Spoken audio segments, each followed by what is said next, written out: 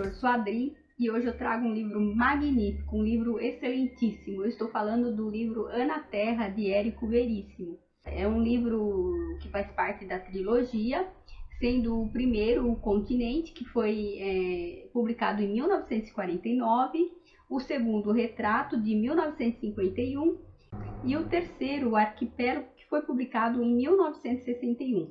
Este último, leitor, ele traz um pouco da história do Brasil, falando sobre o ponto de vista do Rio Grande do Sul. E agora eu estou trazendo aqui para vocês o Ana Terra, que é um livro espetacular, um daqueles livros assim que o leitor não pode deixar de ler. Eu sou super fã dos livros nacionais, então eu não tinha como não trazê-lo aqui para vocês. O livro, gente, a história se passa em 1700, e ele traz a história de uma mulher maravilhosa, que é a Ana Terra. É uma mulher extremamente, assim, é uma mulher assim que a gente aprende muito. Eu, como leitora, aprendi bastante. É uma mulher extremamente corajosa e determinada, e uma mulher, gente, que tem assim um grande amor pela vida, como vocês verão aí no decorrer dessa simples resenha. Ana vivia uma vida insípida com a mãe, a dona Henriqueta, o pai, o Maneco Terra, e dois irmãos, um chamado Horácio e o outro Antônio. Eles viviam num lugar ermo, assim, lá nos confins do mundo. É bem distante mesmo. Eles viviam numa estância, não tinham vizinhos. A cidade mais próxima, que era no caso Rio Claro, eles tinham que caminhar dias e semanas, enfim, era muito distante mesmo. Não é tipo assim, uma hora de viagem você já estava na próxima cidade. E Ana, gente, tinha aquela vida insípida. Eles eram bastante pobres, bastante humildes, todos eram analfabetos. O pai dela era bastante bronco, ele acreditava que as pessoas seriam mais felizes se não tivessem a alfabetização. Então, naquela época também, né, gente, ninguém nem se importava com essa questão de alfabetização. Era um outro momento, era um outro tempo.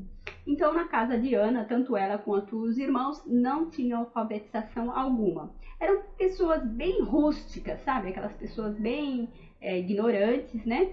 Então, assim, eu tô falando de ignorante, gente, no sentido de não conhecer, de não saber. Enfim.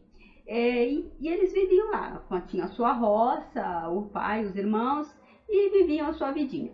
A Ana, ela tinha uma vida assim bastante insípida, que eu quis dizer, não tinha novidades. Jovem gosta de novidades, né, gente? Aliás, quem não gosta? Todos nós gostamos. Ela não tinha novidade, gente. Era aquele trabalho de todo dia lavar roupa, ajudar a mãe nos afazeres domésticos. Enfim, e a mãe tinha lá uma máquina de fiar, ficava o tempo todo fiando a senhora Henriqueta. Então ela tinha aquela vidinha, lavava todo dia, ela ia no rio lavar roupa. E um dia, gente, ela foi no rio e tava lá lavando sua roupa. Uma outra coisinha, leitor, o pai dela era tão ignorante, que não deixava que nem espelho tivesse na casa. Imagina, né, leitor, mulher adora olhar no espelho, e a Ana, jovem, uma mulher jovem ainda muito mais, né, e não tinha espelho. Enfim, e ela todo dia lavava roupa e ficava olhando na água, ela ia se ver na água. Um dia ela lavando roupa, encontrou um homem ferido. Correu, foi chamar os irmãos, o pai, e o pai e os irmãos levaram aquele homem para casa, cuidaram dele, e o pai dela, o Mané Terra, disse que assim que o homem acordasse, ele iria embora, não poderia ficar, porque eles eram muito receosos, eles não recebiam visitas. Na época estava tendo conflito com os castelhanos, então eles tinham muito medo, enfim, eles tinham medo de serem atacados. Então levaram o homem para casa assim, para cuidar dele, mas com uma certa reserva. Passado algum tempo, né, depois que o homem já estava cuidado, ele acordou e se apresentou, dizendo: eu sou o Pedro, eu sou espanhol, eu sou missionário, participei de várias missões. Inclusive na roupa dele tinha até um papel falando sobre as missões. E esse homem, ele era muito inteligente, sabia ler, assim, viajado. E assim ele acabou ficando lá na casa. Apesar do pai da Ana falar que não. Mas ele acabou, de certa forma, leitor, se encantando. Era uma outra visão. É uma outra pessoa trazendo coisas novas para eles. Então, eles acabaram deixando que o Pedro ficasse na casa. E o Pedro, gente, ele era uma pessoa muito boa, ele ajudava bastante a dona Henriqueta com os afazeres, principalmente nos afazeres mais pesados, que era tipo cuidar dos animais, da roça. E a senhora Henriqueta acabou fazendo só os serviços mesmo da casa lá junto com a Ana, e o rapaz, o Pedro, ajudava em outras questões. Ele também tocava e ele cantava. Então a Ana acabou se envolvendo de certa forma, né? E ela não tinha nenhum conhecimento com homens, e ela acabou assim tendo pensamentos, né? Desejosos com o Pedro. Não que ela não tivesse antes, gente. É que, lógico, você é uma mulher normal, você vai ter desejos, você vai ter fantasias. Antes do Pedro chegar à estância. Com a chegada dele, leitor, esses desejos se afloraram. E eles também tinham o costume de fazer a cesta. A cesta, para quem não sabe, leitor, é aquele descanso que as pessoas têm após as refeições. Então, eles tinham essas cestas que eles faziam todos os dias, né? Após os afazeres domésticos, depois do almoço, eles iam descansar. E um desses dias, leitor, ela acordou da cesta e estava sentindo muito calor. E ela foi dar uma caminhada, ela saiu correndo pela roça, foi andar, descansar, e chegou próximo debaixo de uma árvore, ela se deitou e estava lá deitada, tomando um frescor, né? E o Pedro chegou. Eles começaram lá a ter um envolvimento, acabaram tendo uma relação, e após essa relação, eles acabaram se envolvendo de fato. Então eles continuaram com o relacionamento, mas sem que a família dela soubesse, porque também seria um horror, né, leitor? Imagina, em 1700 seria um horror um homem e uma mulher manterem relações sexuais sem que houvesse um casamento, sem que houvesse um compromisso. Então, naquela época era um horror. Ficar grávida, então, imagina, seria uma aberração. E foi exatamente isso que aconteceu, leitor. A Ana Terra, lógico, sem os devidos conhecimentos, não tinha nem como, né, gente? Imagina, uma terra distante, numa estância, sem nenhum conhecimento, ela não tinha como se precaver, ela não tinha como se prevenir, na verdade, de ter uma gravidez indesejável. E a Ana acabou ficando grávida, gente. Então, a coitada ficou desesperada.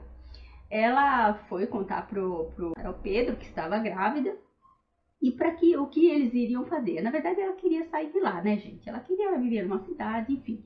E ela foi falar com ele. Ele, não, vamos ficar aqui mesmo. E o Pedro falou para ela que teve uma visão que ele havia sido assassinado por 2 homens. Então, ele acabou tendo uma premonição e comentou isso com ela. A Ana não deu muita atenção e foi falar com sua mãe da sua gravidez. A mãe, apavorada, lógico, né, gente? Quem não ficaria? As duas conversando sobre a tal situação e como resolveriam, né? E elas não perceberam que o pai, o Maneco Terra, estava ouvindo, gente. E quando a mãe foi falar com ele, ele falou, não precisa dizer nada, eu já entendi tudo. E saiu. Logo mais à noite, chamou os 2 filhos, pegaram os cavalos e saíram com o Pedro. Mas a Ana, leitor, não ficou sabendo. Ela não ficou sabendo. No dia seguinte, a vida voltou ao normal, mas o Pedro não estava na casa. Então, a Ana deduziu que o Pedro havia ido embora, que o pai tinha o expulsado da casa, né? E ficou por isso mesmo. Ninguém mais falou sobre o assunto, ficaram todos calados. O pai parou de falar com ela. Ele era daquele tipo bem bronco mesmo. Então ele parou de falar com ela, os irmãos falavam uma coisa ou outra, enfim. E o assunto morreu aí. A criança nasceu, o pai dela, depois que a criança nasceu, o pai melhorou um pouco, ainda não falava com ela, os irmãos sim, já tratavam melhor. Ficou assim, uma coisa meio estranha dentro da casa. Mas depois que a criança nasceu, a criança foi crescendo, passado algum tempo, o pai dela contratou 2 escravos para ajudar na roça, e o tempo passou. A criança cresceu, ela colocou o nome do menino de Pedro, e um dia o irmão dela, assim, sem querer, falou, não vai se deitar com os escravos como você fez com com o Pedro. Daí, leitor, já dá para perceber que alguma coisa tinha acontecido com o Pedro. Então, a Ana começou a pensar que eles haviam matado o Pedro e ela não sabia onde ele estava enterrado. Então, ela foi tudo deduções. Naquela época, ser mãe solteira, ter um filho antes do casamento era um absurdo. Então, quando um homem se aproximava de uma mulher e tinha esse tipo de relacionamento, era uma questão de honra. Com o passar do tempo, a criança cresceu, os irmãos da Rosa, eles iam sempre para Rio Pardo, né, levar algum mantimento, e o Horácio acabou se casando e morando lá em Rio Pardo. O Antônio também casou-se, só que ele fez um anexo na casa dos pais e ficou morando lá na estância. Ele trouxe a sua esposa, a Eulália, teve uma filhinha, colocou o nome de Rosa e ficaram morando lá junto com os pais. E o pai da Rosa já ficou mais ameno com ela, mais amigável, já se apegou com o netinho. Então, eles estavam tendo uma vida mais agradável, por assim dizer. E um dia o pai dela queria comprar mais trigo para aumentar a roça, para a vida deles melhorar um pouco. E ele foi para a cidade para comprar o trigo. E lá ele ficou sabendo que as estâncias estavam sendo atacadas pelos castelhanos. Então ele voltou, falou para a esposa, para a filha, para a família, né, para que elas deveriam se precaver que estava tendo ataques, e ele pediu para que elas se escondessem. Mas com o passar do tempo, como não houve nenhum ataque, e a estância era muito distante, eles acabaram achando que os castelhanos não chegariam e relaxaram na vigília. Acontece, leitor, que um dia os castelhanos deram vista e apareceram. Então o pai dela, bastante preocupado, claro, né, pediu para que as mulheres se escondessem. E ele, com o filho, o Antônio e os 2 escravos, lutariam com os castelhanos. Porém, os castelhanos estavam em maior número e a Ana Terra achou por bem ajudá-los. Então, o que ela fez? Ela foi lá, escondeu a cunhada, escondeu as crianças e voltou para casa para ajudar o pai e os irmãos. O pai falou: que absurdo você aqui, Ana, fuja, porque você sabe o que eles vão fazer com você. Mas a Ana Terra, aí que tá, leitura. A Ana Terra era extremamente corajosa. Ela falou: não, eu vou ficar. Mesmo porque eles vão ver as roupas, os utensílios femininos e das crianças, é mais fácil, eles vão matar todo mundo. Se eu ficar, eles não vão atrás nem da Eulália e nem das crianças. A mãe dela, nessa época, leitor, já havia morrido há algum tempo. A dona Henriqueta, ela ficou doente e acabou falecendo. Então, quando os castelhanos atacaram a estância, só havia a Eulália, as 2 crianças, a Rosa, bem pequenininha, o Pedro e a Ana Terra. E os homens, então ela pegou em armas também, lutou com eles bravamente quando eles chegaram. Ela também lutou bravamente, mas infelizmente, gente, como os castelhanos estavam no maior número, os homens foram todos mortos. O pai dela, os 2 escravos e o irmão também foi morto. A Ana Terra, gente, claro, né, não tinha como se defender mais, ela foi estuprada e ela sofreu esse ataque feroz. Tinham 10 homens, então ela foi estuprada por todos eles, acabou desmaiando. E após eles terem saqueado tudo, eles foram embora. E ela acordou. Depois de algum tempo, ela acordou. Como o pai dela havia escondido o dinheiro e ela sabia onde, ela foi lá, pegou o dinheiro. Primeiro foi, né, buscar a cunhada e as crianças. Elas enterraram os mortos.